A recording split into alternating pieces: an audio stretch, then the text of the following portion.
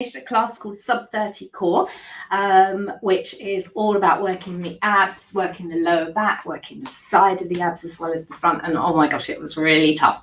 But don't let that put you off, because I can always make things easier if you're a beginner. So Wednesday's words of wisdom. So today I want to talk about press-ups. I was going to talk about press-ups and squats today, so I'll do squats next week. I don't know what's happened to my hair, it's gone crazy. Because there was so much, when I started to look into it, there was so much I wanted to tell you. That is really weird. Sorry, that's post-class hair. So we all know that cardio is really good for us. We know that running, walking, cycling, we know that that all has a benefit for our heart and our lungs. But what a lot of people don't realise is as we start to get older, we also need to work on our muscles and our bones. So it's not just about working on the heart and the lungs. So we need to think about resistance training. And the NHS actually recommend that we do resistance training at least twice a week. So resistance training is when you use either a weight or your body weight to assist you in doing the movement, to make it harder, basically. So we're going to look at the press-up. So press-up's amazing exercise. You don't need any equipment at all. And the press-up is going to work your triceps, so the baggy bit under here. It's going to work your biceps. It's going to work through your chest, your shoulders. It's going to work your lower back, and it's going to work your abs as well. So people often think about the press-up being kind of like an arm exercise, but it's really a total upper body exercise and without any equipment at all. Now, what you do need to do is, if you're not used to doing any resistance training at all, you need to start slow. And obviously, if you've got any health issues, especially if you have any back issues, just check with your doctor first. But what I'm going to show you is the different ways that you can build up to doing press-ups. So there are so many ways that you can do them. So first of all, I'm actually going to go to a wall, and we're going to do press-ups against the wall. Okay, so this is where you would start. If you don't normally do press-ups at all, you would just have your hands on the wall. I haven't got much wall space here, but you'll get the idea. And you push yourself towards the wall, and then you use your arms to push yourself back.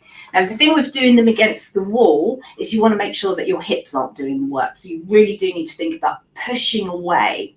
Okay, so really using the arms rather than letting the hips do the work. Once you've mastered that, maybe you can do perhaps 10 to 12 of them. Then you want to come onto a work surface. So it could be your kitchen work surface, or I've got a little counter here. So I'm just going to step away. My hands are just outside of my shoulders. Just going to step away. And then I'm going to dip in and out. Okay, so dipping in. Now you'll notice I'm keeping my body nice and straight. Okay, so I'm not kind of bending the knees or doing anything, sticking the bum out. Okay, so I'm trying to get a nice straight line and then pushing away. Progress it from there. You'll come onto something like a step. So this could just be, a couple of stairs in your house. So we would just come all the way down to the floor. Knees on the floor. Now you can start in more of a box shape. So, if you're really not very strong in the upper body at all, put yourself into a box shape, and that just makes it a little bit easier for you. And we're aiming the chest just about in front of our hands. Okay, so here. So we can bend at the hips, but we need to push up through the arms. Okay, so bend at the hips. So here the arms really aren't taking much of the work. But now we're going to push up, thinking about pushing through the heel of the hand. Okay, once you've mastered that, then we take it into knees behind us, and we get the body into a nice straight line. And again, we're trying to keep that straight line, keep the abs engaged. This is where the ab work comes in as well, as we come down and push back up. Then you progress it to the floor. So again, there are different ways to do it on the floor as well. You could be in a box, and again, we're aiming our chest just in front of our hands. So we're not doing this.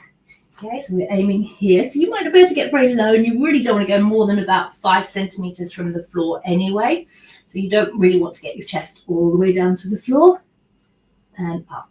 Just like we did on the box, we then extend the knees behind us, keeping a flat spine, tummy muscles engaged. Okay, legs can be together or apart, doesn't matter.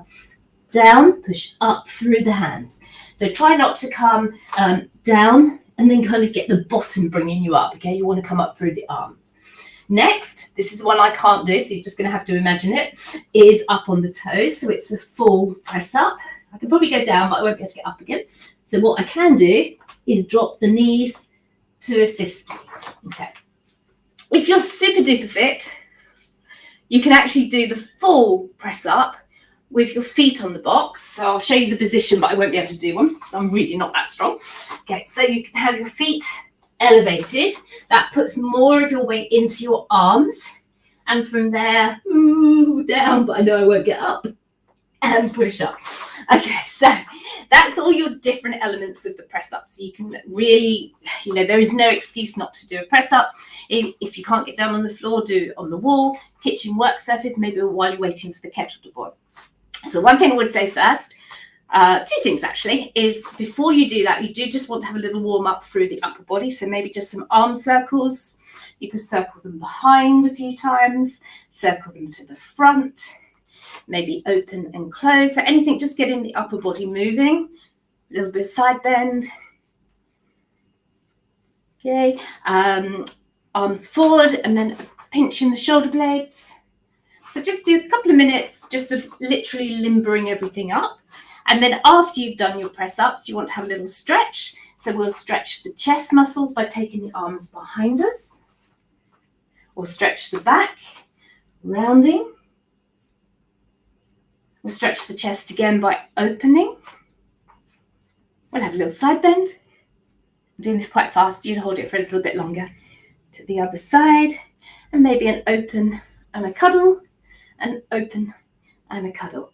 So just remember, you want to aim for between 12 to 15 sets. Do that twice through, so you'd end up doing 24 or 30 press ups. It sounds like a lot, but you'll build up to it really quickly. So start off wherever you can, build it up nice and slowly, and then maybe just take it up to 3 minutes a day if you can, but do it gradually. So I don't want you to get injured. So check with the doctor if you're unsure. Make sure that it's going to be okay for you if you suffer, certainly if you suffer with your back or any issues with your shoulders. But if you're fit and healthy and you're just not very strong yet, start off nice and slowly. Pick one of those. Do as many as you can.